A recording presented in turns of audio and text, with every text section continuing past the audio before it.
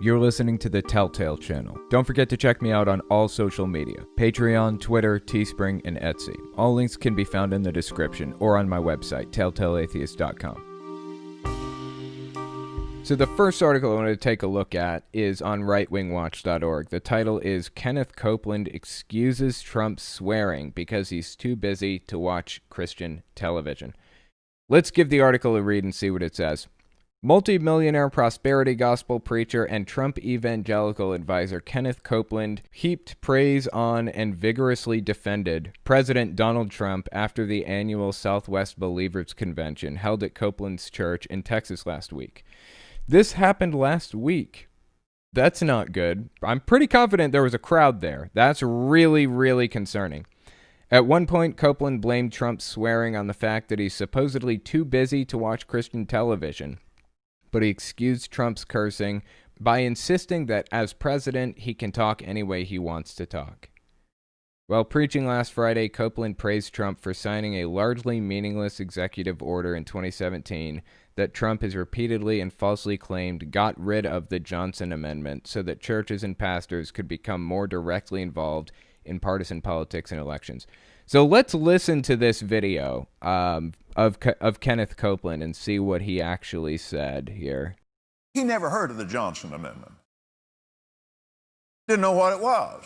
I didn't actually know what the Johnson Amendment was until fairly recently because it's been coming up more recently. It's been relevant. So let me pull it up and tell you guys. The Johnson Amendment is a provision in U.S. tax code since 1954 that prohibits all 501 nonprofit organizations from endorsing or opposing political candidates. So the Johnson Amendment is basically the thing that prevents churches from endorsing political candidates. They are legally allowed to talk about politics or political issues, like they're allowed to say, we want more tax cuts for the rich, we want this thing and we want that thing, and they can scream it from the pulpit. They can say, we don't want LGBTQ people in here and all of that other junk. And they're totally in the clear. Any 501 nonprofit organization, including churches, that's the category under which churches fall. But they can't say, I want this political candidate to win, or I want you to vote for this political candidate.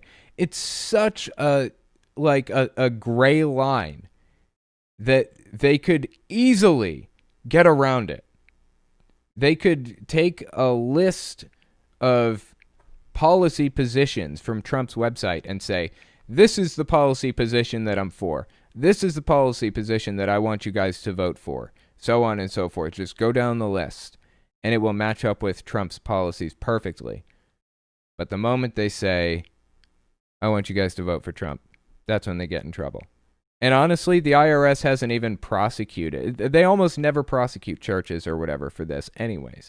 So I seriously don't see what the big deal is. It's just a persecution thing. They're just obsessed with being persecuted. They need martyrs to fuel their movement. Movements gain steam when there's a martyr involved. And if they're just not persecuted, period, if that's just not happening, they fabricate it. That's how it works. So let's continue listening to this. He never heard of the Johnson Amendment. Didn't know what it was. And they told him about it. He said, that's evil. Let's get rid of it. And he did it by executive order. Now, when we re-elect him this time, then it can be ratified, and it will no longer be illegal to preach politics in the pulpit where it should be preached. I just want to point out once again, politics are not banned from the pulpit. You just can't endorse specific political candidates. You can't say, I want my church to vote for Donald Trump. That you can't say that if you're a 501 corporation, a nonprofit corporation. They will just revoke your nonprofit status and you have to pay taxes from then on. That's all. Yeah, Terry, that's where it started in the first place. The Black Robe Regiment. Yes. Oh, and one more thing. The Black Robe Regiment. That's weird. You personally can endorse political candidates. Like Kenneth Copeland can say, I am a Trump supporter. But he can't go up there as the pastor of a church and say, Church, I want you to vote for Donald Trump. Which I'm part of that. I'm Donald Trump's partner, and he's my partner. I'm on his spiritual advisory council. Which is really disturbing. On his advisory council, this guy, this lizard, seriously, look at this guy's eyes. I know the podcast can't actually see this, but let me just describe his eyes for you. I can sum it up all in one word. Demon. That's it. If I believed in demons, I don't. I'm an atheist. But if I did, I would say this guy is the literal embodiment of one. He's the first president ever in our lifetime to request that there be a spiritual advisory council. And okay, there's always been a spiritual advisor, or for a long time at the very least. Like, lots of other presidents have had spiritual advisors.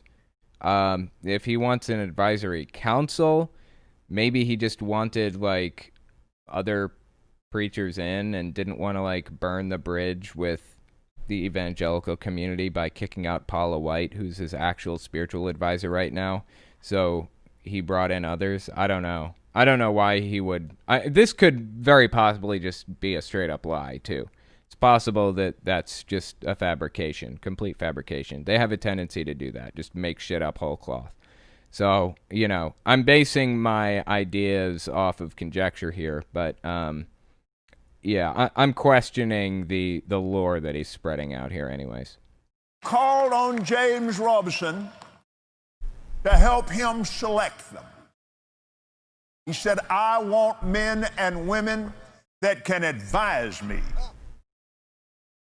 what to do.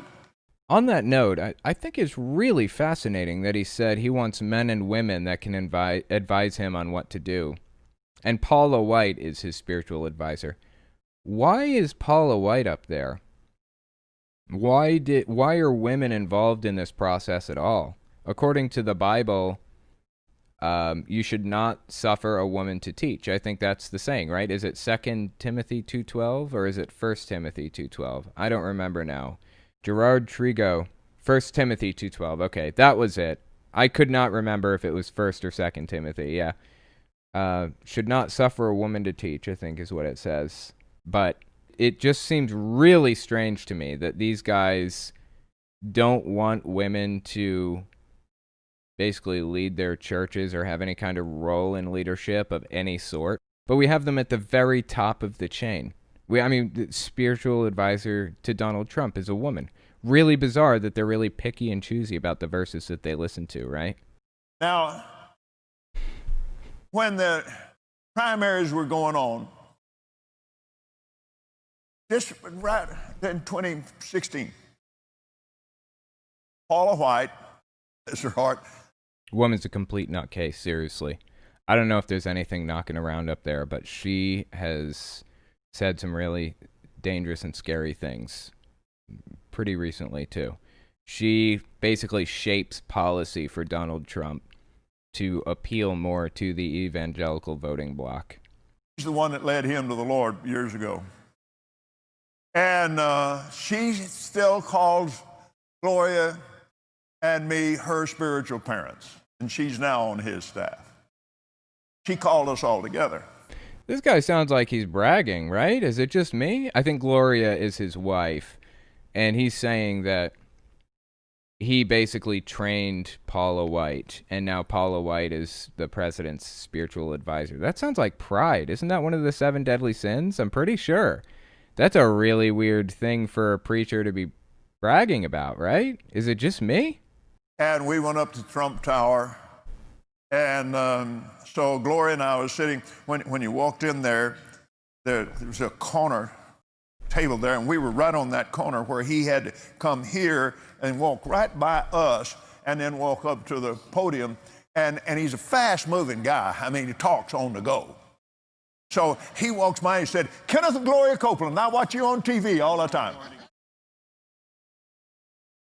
Now, Paula told me until he got elected president, gospel TV is all he ever watched. He didn't watch anything else. I like that. So, well, he sure uses foul language. Yeah, but he's president of the United States. He can talk any way he wants to. Well, I'm an adult. I can talk any way I want to talk, right? What's the difference?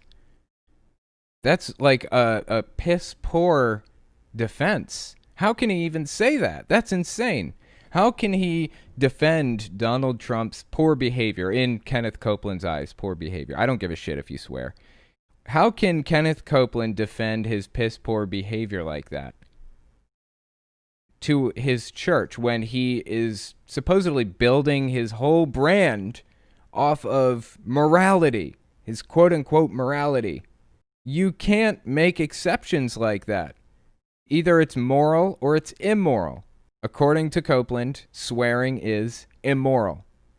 Donald Trump swears constantly. According to Kenneth Copeland, how can he justify that? How can he justify defending Donald Trump at this point? This is mind-blowing.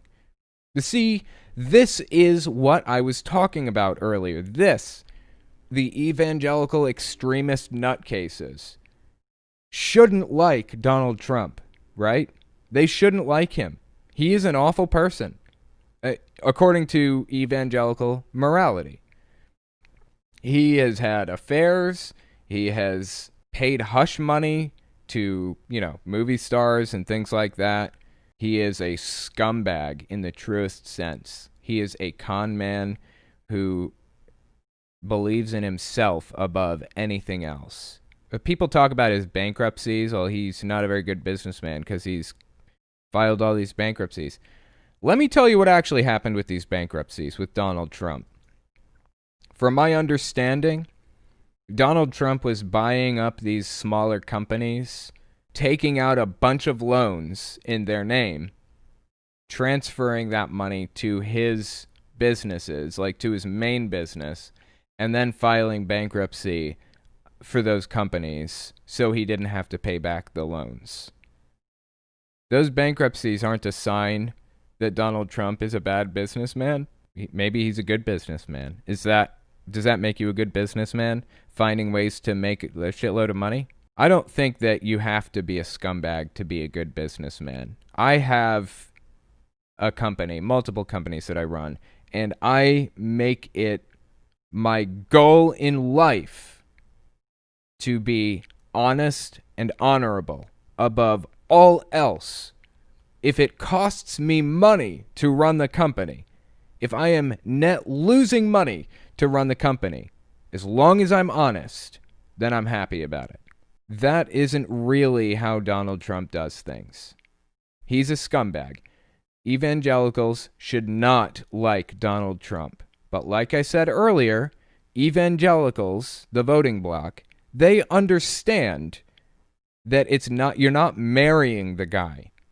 You're getting on public transport with him as the driver. That's the closest analogy. You're not getting married to Donald Trump. He's driving you to a destination. And they know that a Trump administration would further the goals of Christian nationalism a lot more efficiently than a Biden presidency would. So that's why they're defending Donald Trump. They want him, despite the fact that he's a complete scumbag and goes against everything an evangelical should stand for. They understand that fundamental fact that liberals have not figured out yet. We're not marrying him.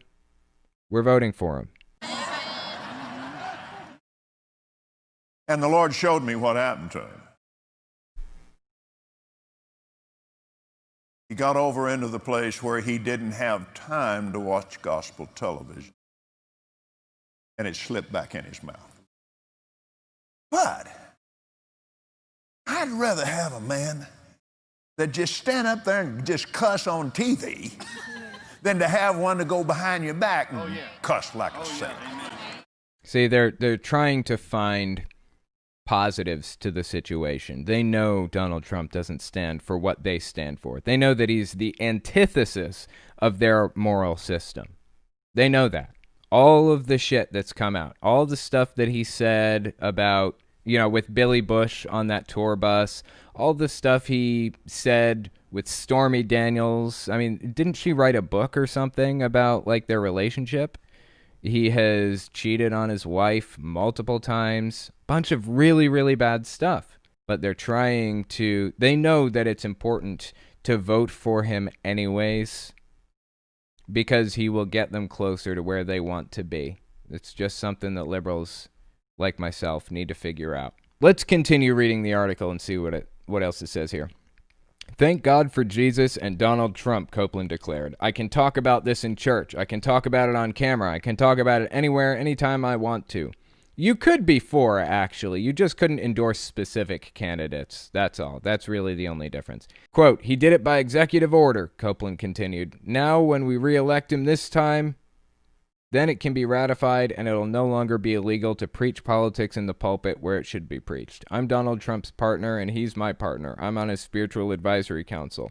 Copeland recalled an event organized by Trump's spiritual advisor, which is Paula White, and fellow prosperity gospel preacher Paula White, at which Copeland and his wife were told by Trump that he watched them on television all the time, quote unquote. Here's a quote from Copeland. Until he got elected president, gospel TV is all he ever watched, Copeland said. He didn't watch anything else. I like that. You say, well, he still uses foul language. Yeah, but he's the president of the United States. He can talk any way he wants to talk. And the Lord showed me what happened. He got over into the place where he didn't have time to watch gospel television, and it slipped back in his mouth. But I'd rather have a man that just stands up there and just cuss on TV than to have one to go behind your back and cuss like a sailor. The mindset behind these people is fascinating. They seem to get the thing that we don't get. We need to vote for who will get us closest to where we want to be, because there will be no perfect candidate. There is no person in the United States that matches exactly how every Democrat or every liberal in the country feels.